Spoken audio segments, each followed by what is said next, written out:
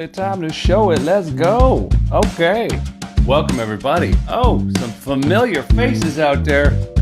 We're going to nail chord tones today. And we're going to enjoy it. How we doing, guitar friends? What's shaking? In fact, what's shaking right here with this track? What do we got? Turn up that bass.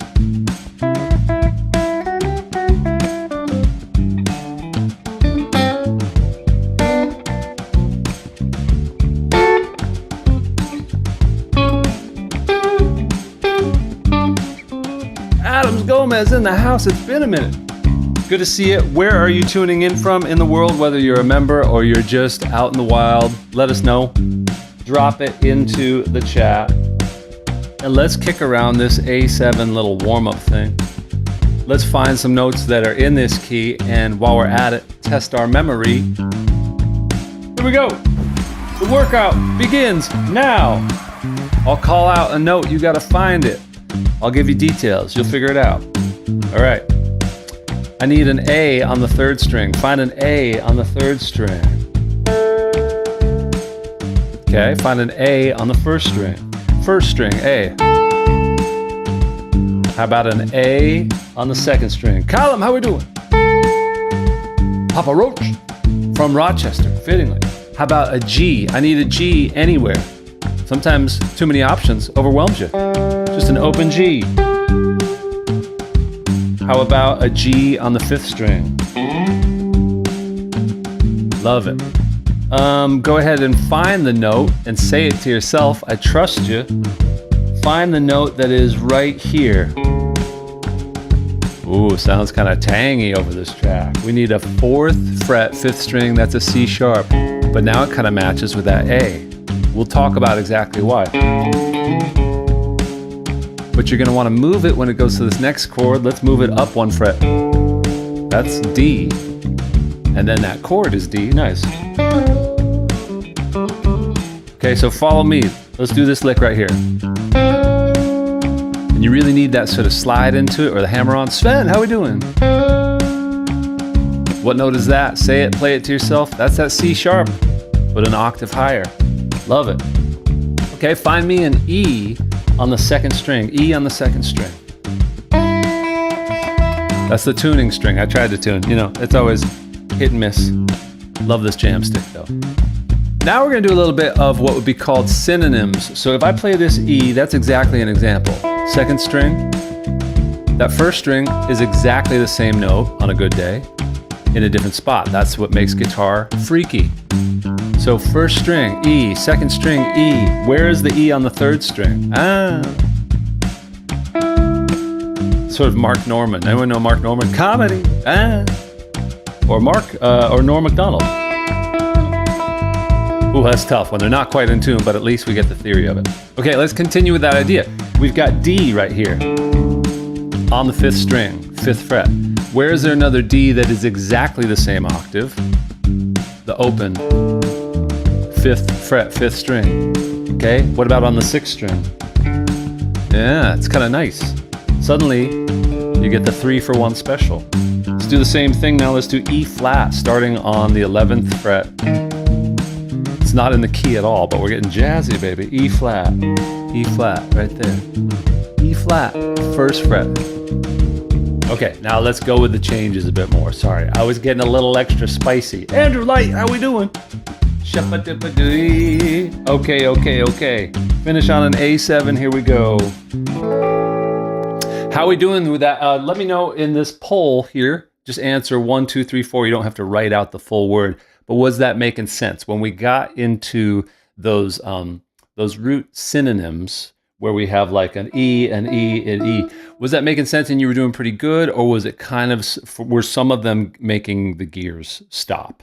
And that's what I want to know, is because that's exactly the type of stuff that I think is fun to, we got to eat our vegetables and learn the note names, right? But if we can sneak in a little bit of a sort of puzzle, a little bit of that Sudoku or that Wordle aspect of it. Let's do a little bit more of that, just over a simple sort of like chill backdrop of beats. And same type of thing. I'll give you, let's say, F. F on the third fret of the fourth string, right there. Now, where can you find other Fs that are exactly in that octave. So not this one, not that one that's down there, but let's find up there on the 8th fret, 5th string. Okay, how about this one right here? Go ahead and tell me what note is that? What note is that? Because we're about to dip into chord tones and seeing them right there living inside of chords you already know.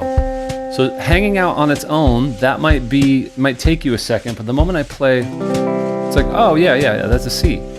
It's time. If you don't know, it's time to have that. Remember in the mall, when there were malls, and there's that "you are here" dot, that like sort of big red pin that says how far you are away from Cinnabon, because you're like, just get me to Cinnabon. I've just been in the Gap for 3 hours. But that's what this is. These dots are going to be like your pins, your anchor. Good job, everybody, for knowing the C and the C, as it were. Okay, so that's where the root lives in that shape. Continue with me now. We don't even need the beat. I'm going to say and play. You're going to play, actually. I'll call out the root name and I'll give you a chord flavor, and then you play it. So, for example, if I say G, 6th string, major, just go with the meat and potatoes classic bar chord right there. We won't worry about that open shape. Like, we won't be doing that cage shape. It's valuable for scales, but it's not something that we would hold as a bar chord. So for the 6th string major, for like C, for example, just go with me on that for a little bit, and then we'll sort of get to the next thing after that. So how about if I say A minor, 6th string, A minor, that's that classic shape. How about if I say A minor, but based off of the 5th string? We would either go to the open, or we would go up here on the 12th fret, right? This is gonna get somewhere good. If I go to D on the 5th string, and I want the major, it's that shape right there. These are things that you know, okay? Now, let's say if I go back to that G major, and I say, okay, now just play the 3rd. Tell me if you would, and my members that have been watching us do this all week, you got this dialed in. What string is the 3rd living on in this shape, in this configuration? And if it's in more than one place, go ahead and say two different numbers. We got Dermot. We're in the right side of the time zone game here today. We got some of our friends across the pond that can be joining us. So go ahead and answer. I know, say hi to your friends, but don't forget to play along. Okay, so William says 4. So the 4th string, that would be the root. That would be another G right there. So if I spell this out with the hot dots, so it's permanently there. The root would be right here, and right there. That leaves just a few 3rds and a few 5ths. Not necessarily a bunch of them, but like you're either going to have 3rds or 5ths. So in this shape, the 3rd lives on the 3rd string, conveniently enough. What a coinky-dink. So that's a major 3rd, and it is a coincidence, by the way. Don't think like, oh my God, it's a pattern. We're just lucky today. So that's where the major 3rd is. Great. Let's play that, and it seems so obvious, but let's do this in a couple other spots just to make sure you got this. If I go up to B, play the full bar chord, and then hit the 3rd. That's that major 3rd, because it's a major chord. And there's only one of them in this shape. And it's good for practicing your accuracy. Strum the whole thing, and then hit the 3rd on the 3rd string. We'll do that again. And then hit the 3rd on the 3rd string. Let's do an open E major. Same thing, 3rd is on the 3rd string. Okay? Let's go back to the G major now. But here's what I want you to do. Hit the 3rd first. Hit the 3rd, and then strum. Just flipping that order around. Hit the 3rd, and then, okay, go to the A major, and same thing. Hit the 3rd. You see it? So it's a little bit of a switcheroo. We're not gonna get there and just bash out the full chord. Let's go to D, and then play the chord around it. 3rd of D. Okay, now let's do minor. Let's go to A minor. Did y'all notice that, I won't spoil the answer here, you tell me, where does the 3rd of an A minor live, on what string? And as always, I try to keep things real approachable and simple, but then we stack concepts together, and suddenly we've got a few things juggled. Yes, Sven is correct. Chris Isaac chord, sure. Minor chords are good. So that's that minor 3rd on the 3rd string. Same thing, let's move it around a bit. Let's do F sharp minor, and then hit the 3rd on the 3rd string. again, and then hit the third on the third string. Let's go up to B minor. And again. Now can we do that thing we did before where we hit the third and then spell the chord around it? It's very spooky. He said he wanted something spooky.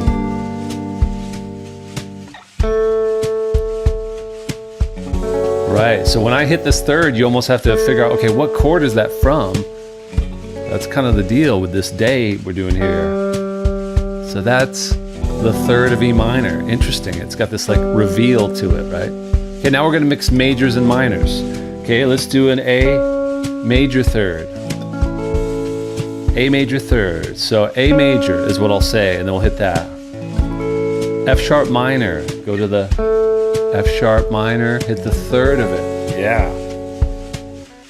And just, I'll take it back one step. I'll show you what we're doing here. Let's go A major, strum the chord, and then hit the third. It's on the third string. Do it again.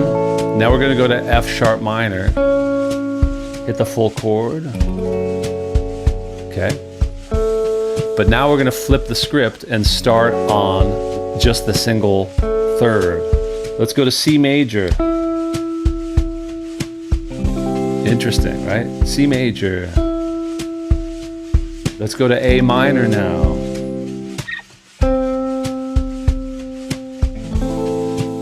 Cool beans. Okay, let's go up to the fifth string now. Let's go D major on the fifth string. So we talked about earlier that third is going to be living on the second string. Nice. Let's do C major. Then we hit the third that lives on the second string. Okay. Let's do A minor right there in that open shape. That minor third is on the second string. This is going to get cool when we combine these things together. Let's go to B minor. Okay, can we do what we did before, where we're going to just hit that minor third?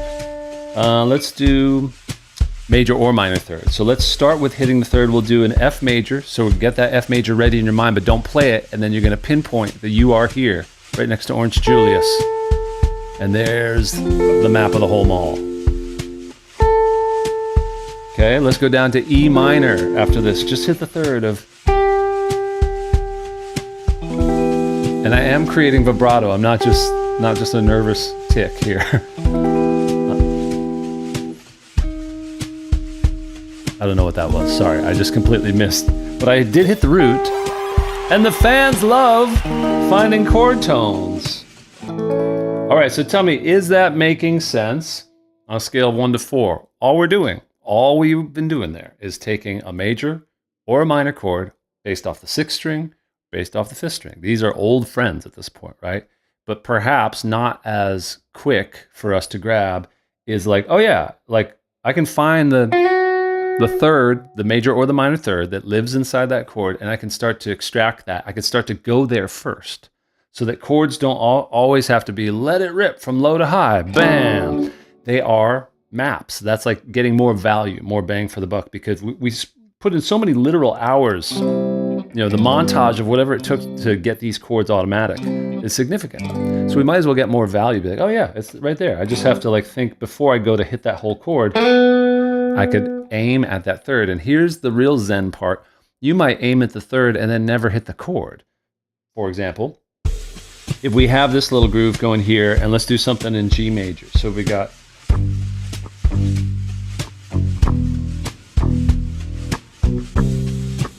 a real sort of Heathcliff, Earth Angel, and so on and so forth. Just G, E minor, C, and D. So now I'm just going to aim at the thirds, and I'll show you where they are, right? We've got the third. Here's the rest of the chord. Third. Here's the third of the C and the third. See if you can join me with that. It's pretty quick, right? Third of the G major. Third of the E minor. Third of the C major. Third of the D major. I could do this in different spots. Third of the G. Third of the E minor. I could do the third of the C major and the third of the D. And now I could just play those simply on their own. It takes a little more practice, but I can see that ghost image of the chord. Then I can connect them. Do whatever I want, because I'm targeting a destination in my mind, and I'm deciding like, oh, I'm gonna sort of like sneak my way up to it, or I'm gonna connect the dots with maybe knowledge of the scale. Because once you have that, for example, down here, I could be like, oh, well, I mean, you know, I've been looking at this a lot from within a E major or a E minor pentatonic or a G major pentatonic. So if I spell out familiar box 1 of E minor, which is the same as the G major pentatonic right there, and I'll add this, so that's kind of that House of Blues there, right there. So if we have a lot of time we spent with that, I'm sure, and a lot of time we spent with that, now we can be locating the third, which is like, that's really useful, like of the G.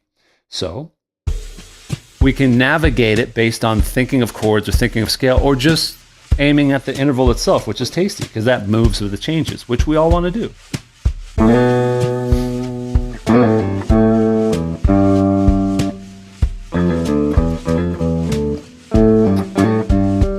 Yeah.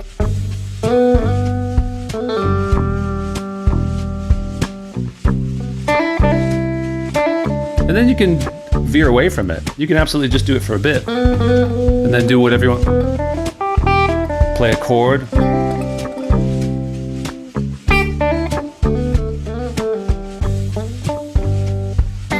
I'll keep rhythm for you.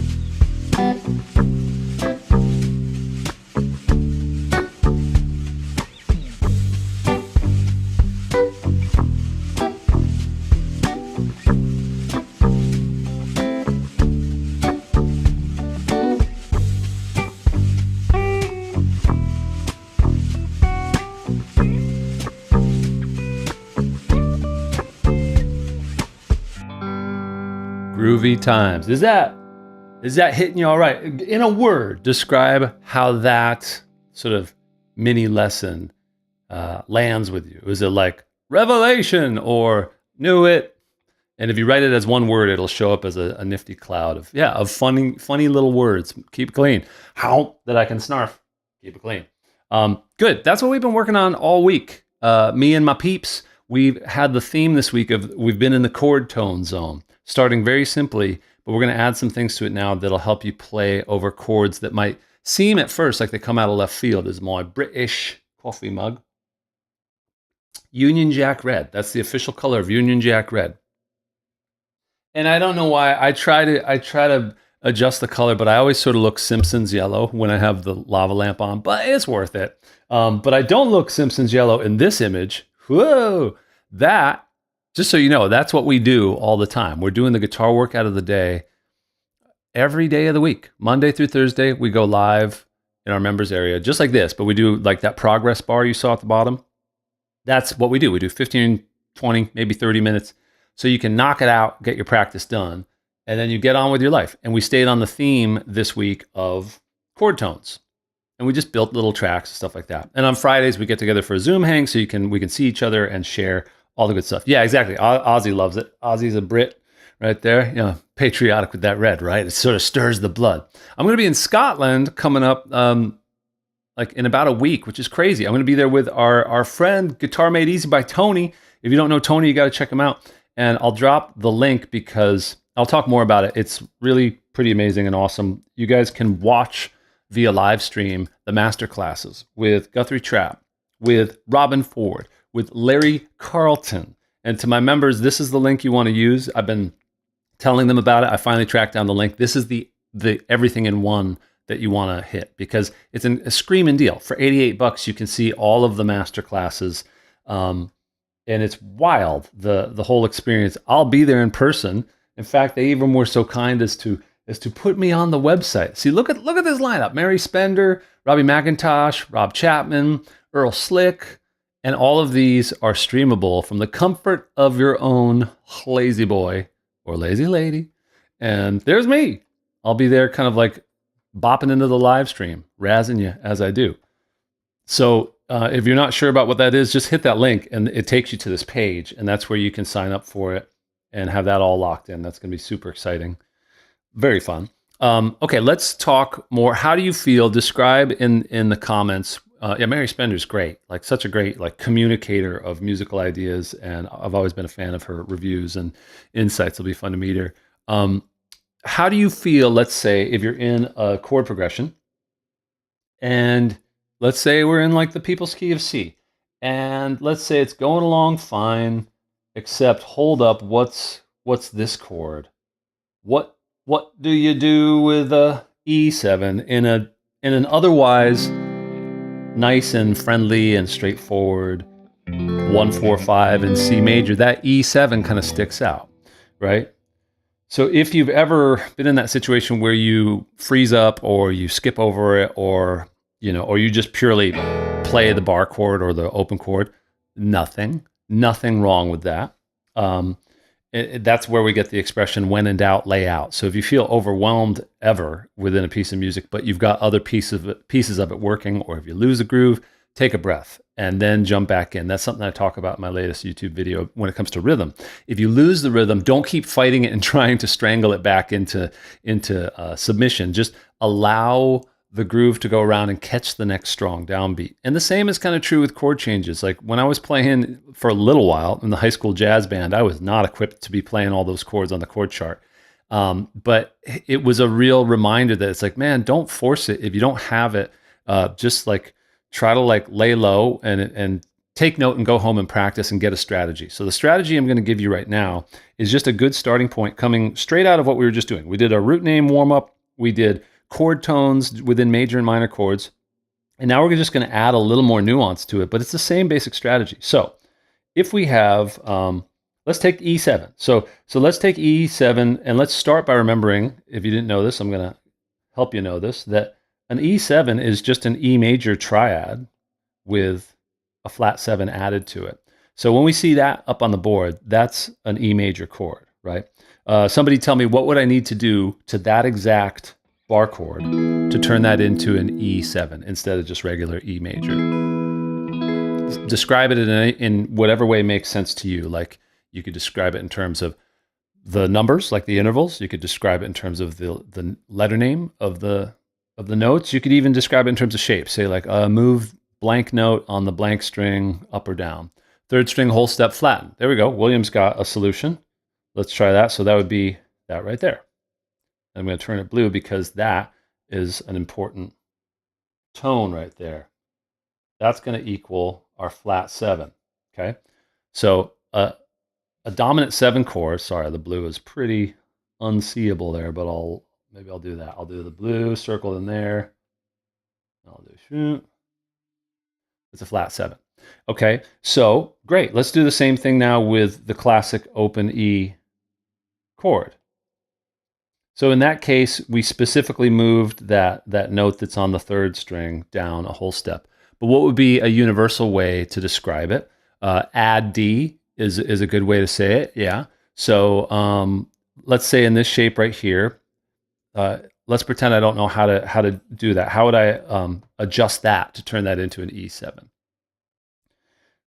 Here's a D right here that I can grab with my pinky, and if we swap out that E, because often you'll find that the root, the 1, is going to be very much, like right nearby that flat 7.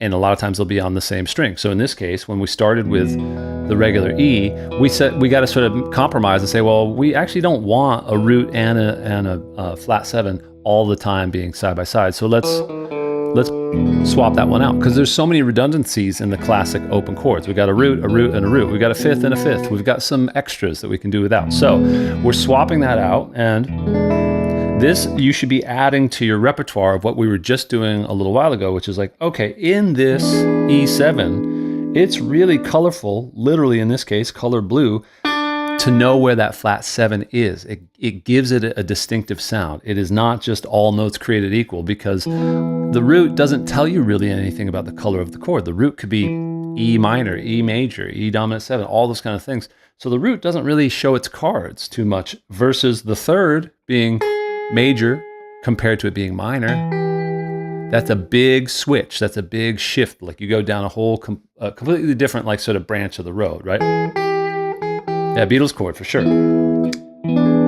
Right? So that flat 7 is super important to know where it is. Here's one more E7 shape that I think you should absolutely have, just like down cold.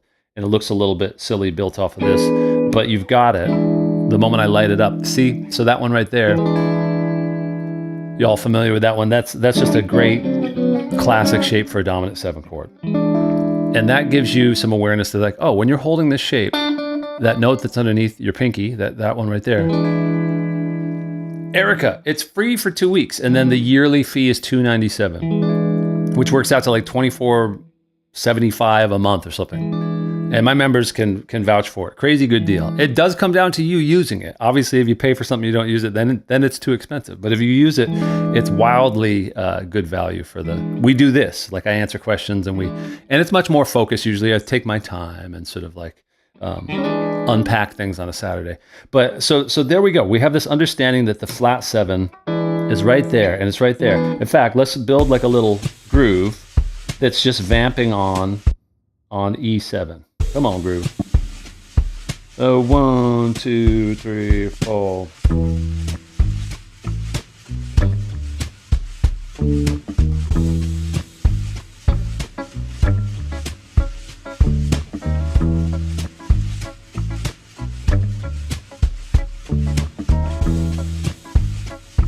Okay, I want you to be sounding out. Just hang out on a flat 7, then play a chord. Then try playing one of those chord shapes.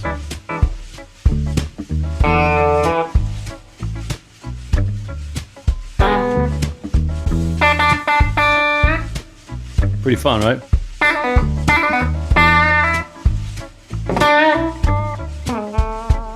So you could go anywhere with, when you hit that flat 7, you could just stay in single note territory.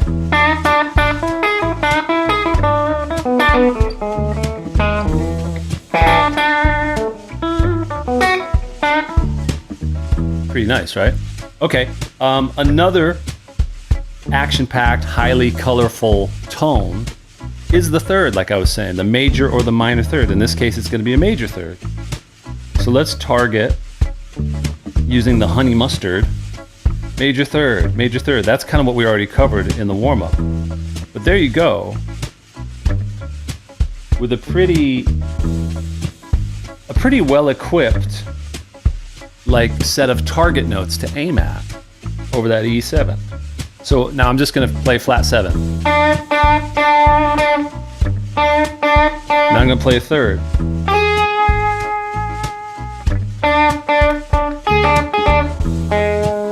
It's nice. It's very vocal. It's very melodic sounding. I mean, this is not a game of like best to worst. It's more like, oh, when I hit that flat 7, boy, does it sound like. And then the third, I've spelled out essentially with 1 or 2 notes the essence of that sound, right? Yeah, yeah, yeah, yeah, yeah, yeah, yeah, yeah. You guys are fun. Now, is this making sense? Let me know in the poll. So far, I want to make sure that we're taking everybody, as many people with us. I don't want to lose anybody in the food court. Hey, if you're over by Wetzel's Pretzels, get over here. We're down here by what's another classic? We're down by Hot Topic. Or what's a good jeweler that's in the mall?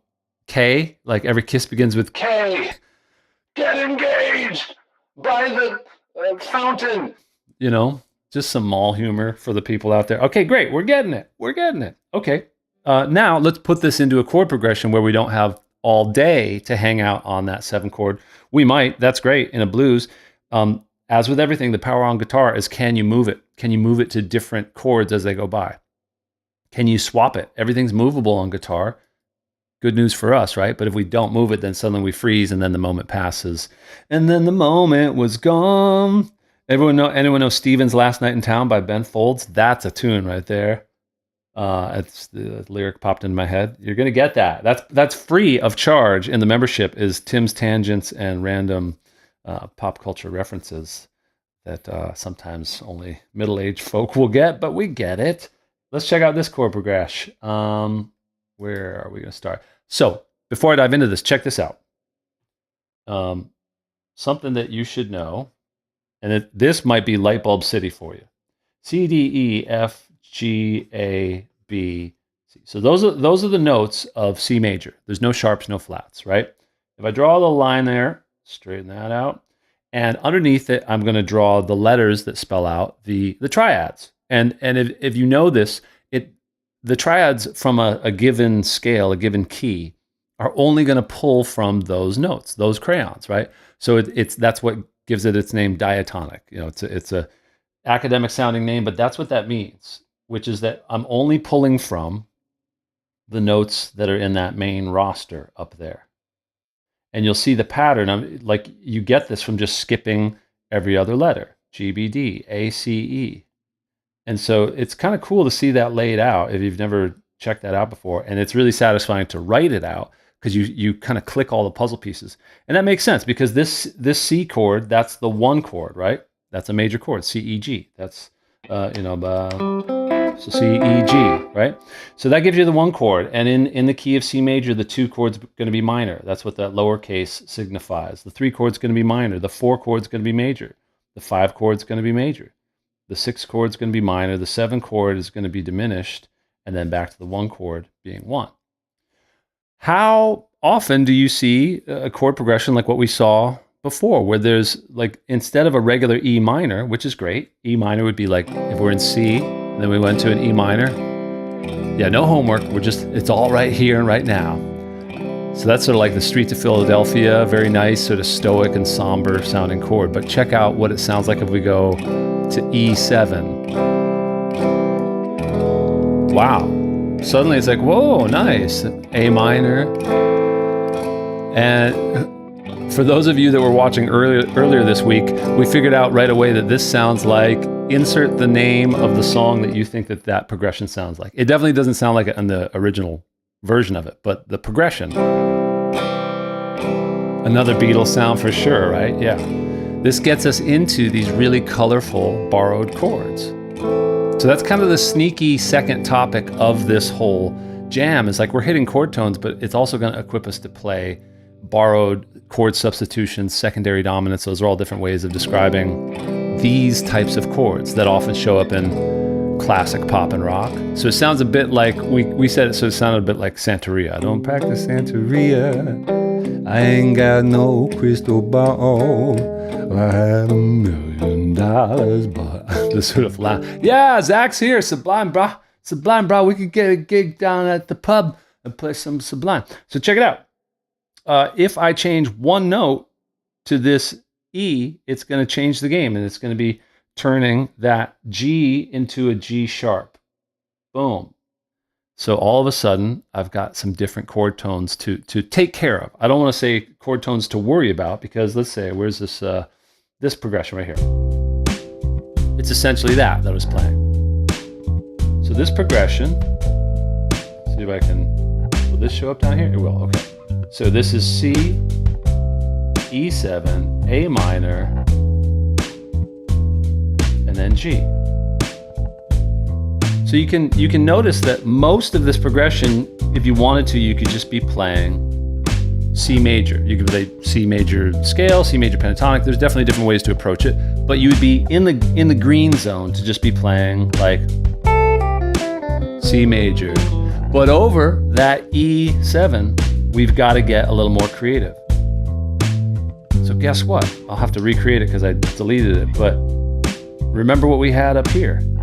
You can use this strategy with these E7 notes a la carte, meaning you can just plug them in the moment that chord happens, and you'll sound pretty darn slick. And this isn't some sort of like cheat or hack or whatever.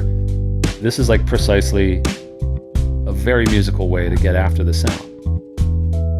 So all those dots I put up there, some of them are in the key of C. There's a lot of overlap. But in particular, those blue dots, they're going to emphasize that E7-ness. And for example, D is in C. So what's cool about that is that you're not even grabbing a note from outside, you're just targeting it in a way that sounds very intentional. Now the G sharp, I'll make the G sharp mustard to really signify it. Where's that G sharp going to be? That's the third. That's that major third. So that's the one that's sort of the outlier, or the sort of the cheeky one. I'll put one right there too. So over this E7, you want to be aiming at the mustard and at the blue, and do not try to do just paint by numbers. This is just to demonstrate. We're not going to start putting colored dots on the guitar itself. Remember, the guitar itself is the best diagram you'll ever have. So C major stuff.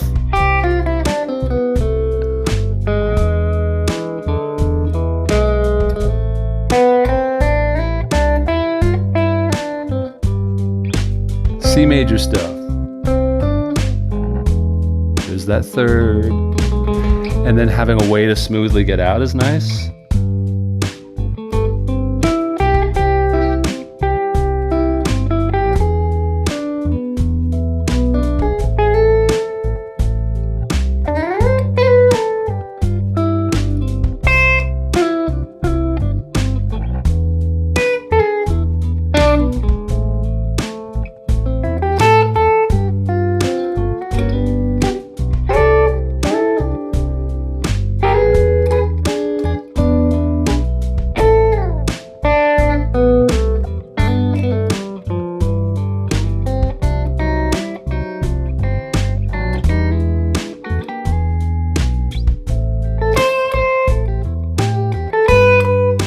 Couple more times through, here we go.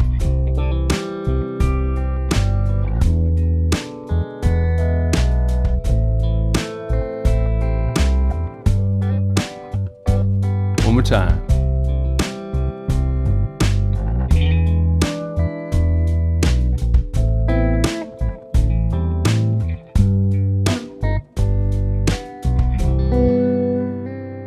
How do we feel about that, gang? How do we feel about that?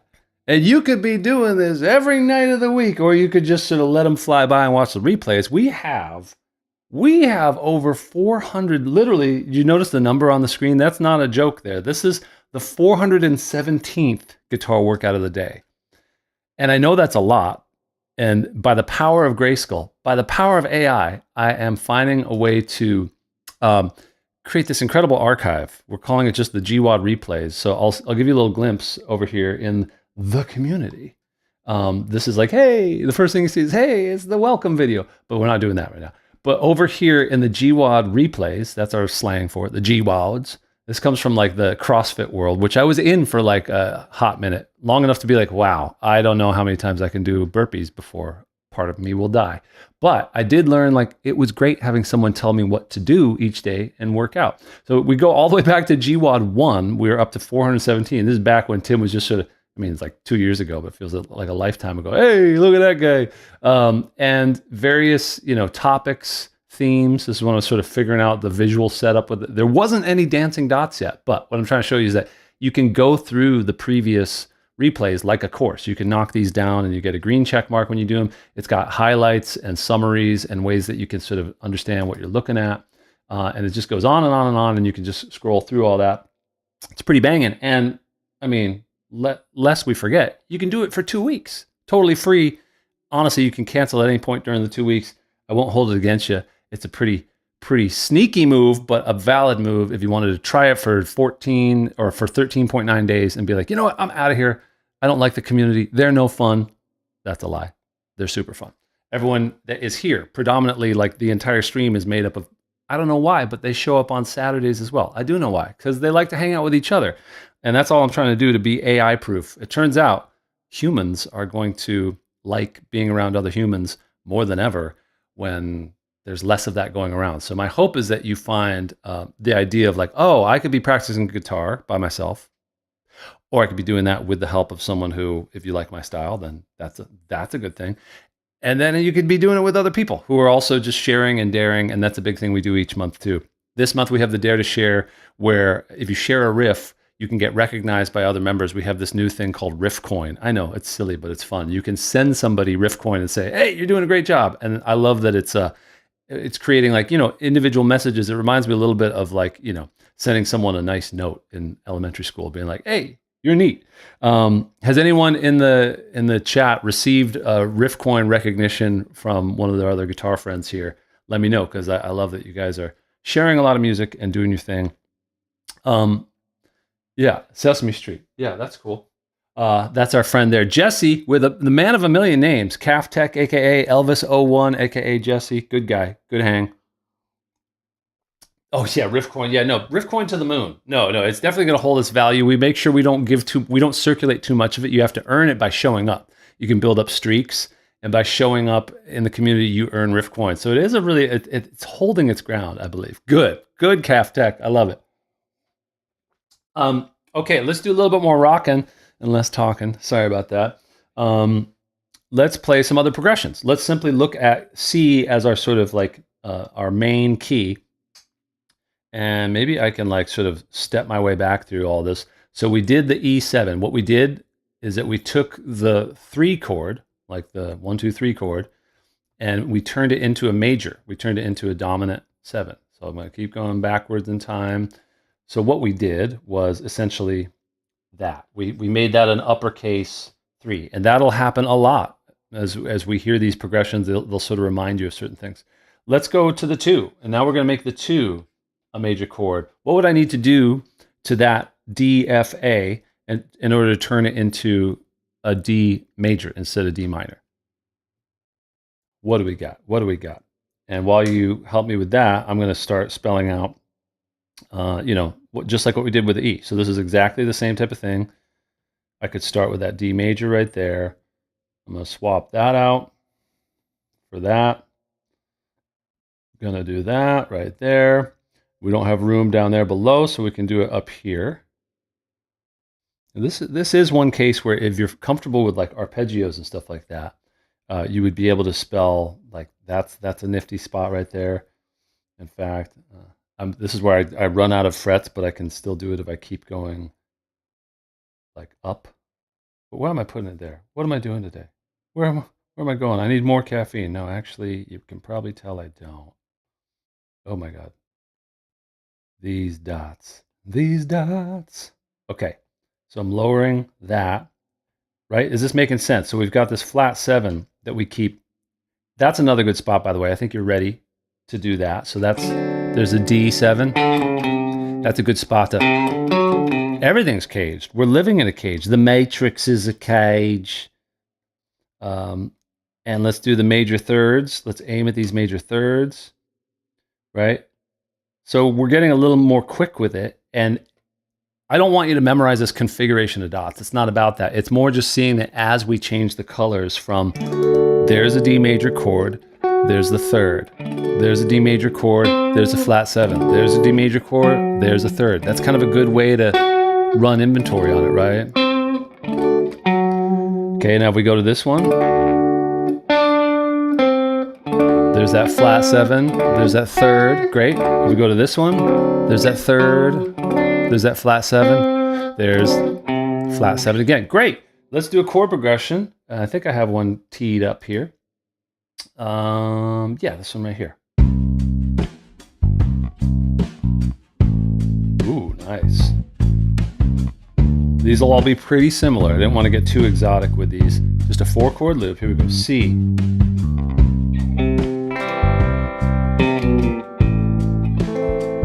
A minor, then it's D7, and then it's G. Okay, so D7 is where we're going to bust out the blue notes and the honey mustard.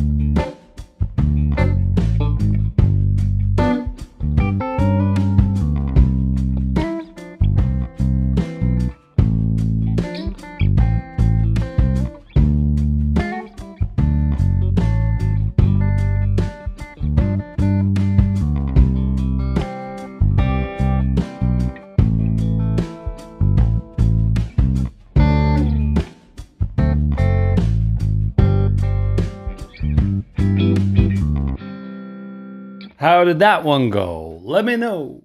Let me know in the comments. Is that still making sense? Is it getting a little spicy? We're taking the exact same recipe and we're just rinsing and repeating. And we're just making sure that, like, hey, when I see a dominant 7 chord, you and I and all of us can cut. Hey, Calf Tech is running this chat right now. Is anybody else out there? No offense, Calf Tech. We're having a good talk. JB sending in rockets. Love that. But yeah, you can just see a dominant 7 chord and mark my words. If this doesn't work out for you, I'll send you a pic. No, I won't. I shouldn't have said that. I will not send you a pic. But if you see a dominant 7 chord and you play the 3rd and the flat 7 of that chord, if you move with that chord and you correctly align, it's going to sound like it works with that chord. It makes common sense, right? It's just the juxtaposition of like, hey, we're in this key, and then all of a sudden we've got this. Like, that's where we... More practice to get up to speed. And as you know, Adams Gomez, practice, you put in the reps. I saw how good you got. Lightning bolt of progress and improvement just from putting in the repetition. So some of these really simple ideas, they go from being like, yeah, I get it mentally, but to get it down to the hands, to go from the head to the heart to the hands, it takes that repetition and just taking one simple idea until it becomes automatic. How many times have you tried to take 2 or 3 simple ideas and then you understand them, but every time you try to work them into your practice, they kind of fall short. They get a little bit half cooked, and then you end up having one key that you can do it in, or you can only do it at one tempo, or you only know how to play it from that one song that had that one tab that showed you all that kind of stuff. So this whole idea is like, yeah, it should start to feel like, oh, I get it. It's obvious. Right, now make it obvious to your fingers so that they're just like, we got it, boss. We're just going to go do it before you even have to ask. You know what I'm talking about. Let's keep it moving. Let's go to another one of these fabulous progressions. It's all about the rinse repeat. So this is what I'm working with in Ableton here. And I got these bass tracks here labeled. We did the E7, we did the D7. Now let's do the A7. Why would we do A7? Because if we look at the key of C, A is normally minor. But it really sounds cool if you turn that into major. So what note would you change in this A minor in order to make it A major? A's the best. A rules. Oh, we got Zach and David connecting in the chat. Long lost friends. I mean, you know you can always connect on the app. There's a great private messaging feature within the Slick mobile app that syncs perfectly. Yeah, not the E. The E is the 5th, so we got to change the 3rd, but if you can, be specific. Anyone that's watching, but particularly Calf Tech. We got to make that a C sharp. We got to raise the 3rd. If it's a minor chord, the 3rd is minor. Yeah, so we got to raise the 3rd by 1 fret, 1 step. Cool. So that means, again, we just got to be like, oh, okay, where specifically is the A? There's an A7 up there. And this is a good example because it sort of splits across that 12th fret area, which can create a little bit of a brain fart moment if you're not ready for it. So these are just A chords. Just walking you through it. Let's get our flat 7s going. I took the root, lowered it there. Here's a flat 7, there's a flat 7, everywhere a flat 7. We're gonna do honey mustard. We're gonna grab the 3rd. You can put a 3rd there if you're feeling up to it. There's a 3rd. Again, these dots don't make sense on their own. If you saw that, I do not want you to try to think to memorize this whole thing. Just memorize the recipe. And then once you got that recipe, you can select from it at will. So here's C. Now we got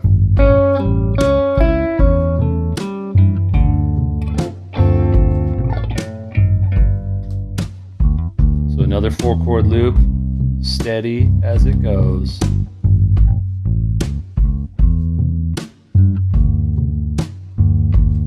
So A7 is where we want to bring in the good stuff, right?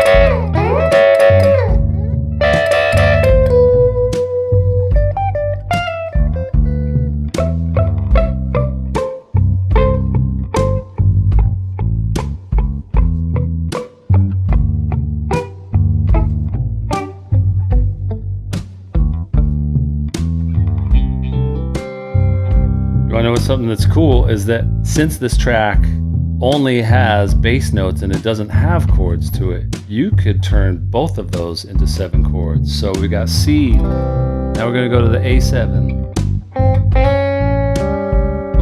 Now we got D7.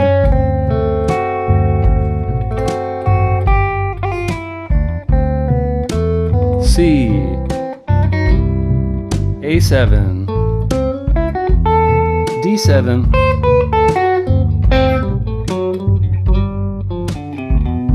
try it out.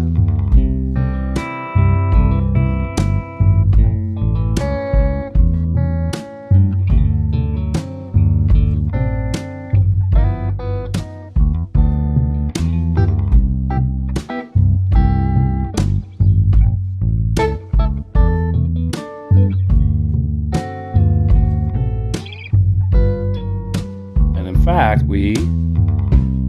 I think, had the exact same progression going on before. So that's a little switcheroo. You didn't realize it. You didn't realize it. Yeah, Monell's is great. Oh my gosh. Talk about a buffet. Talk about a buffet. Let's give a little pimp out to Monell. If you are in Nashville, you have to go to Monell's. It changed my opinion on brunch. It would do that. It is the brunch resurrector. Thank you, Stephen Hawking. That is true. That's high praise coming from a luminary of astrophysics. C, A7, D7, G, with that stadium echo, right?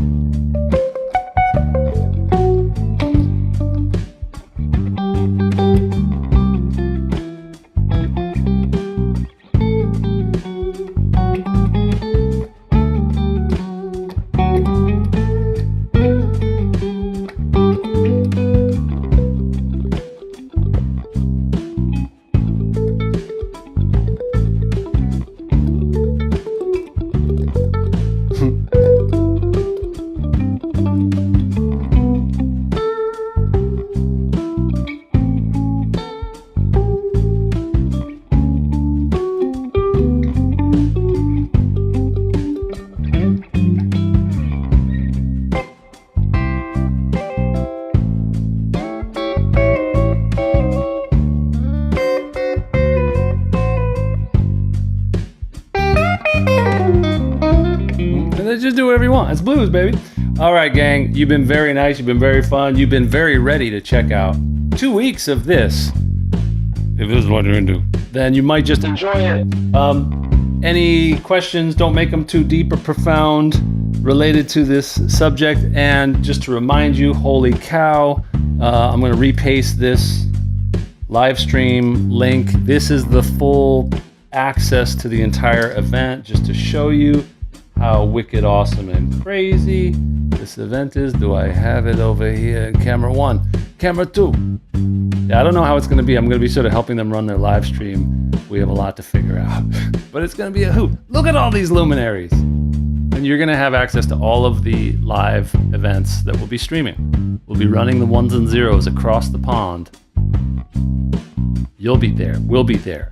We'll get a hologram of you projected on stage next to Larry Carlton. And it won't be weird. Thanks, gang.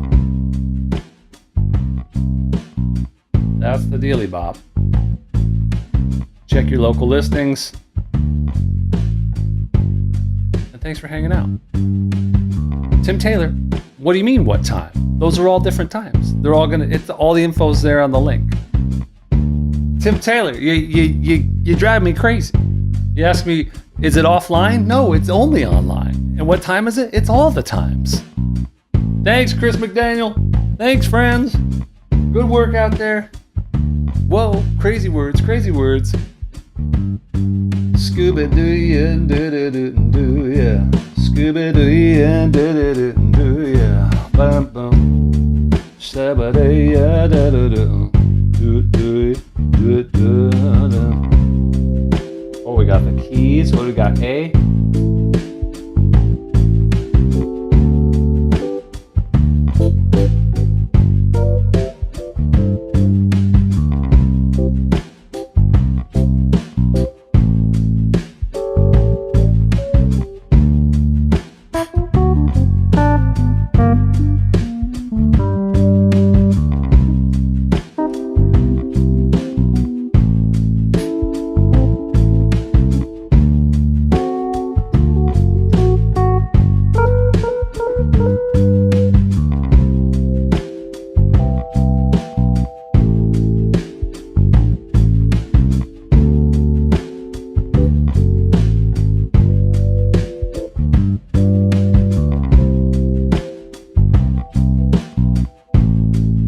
Nice, nice, nice.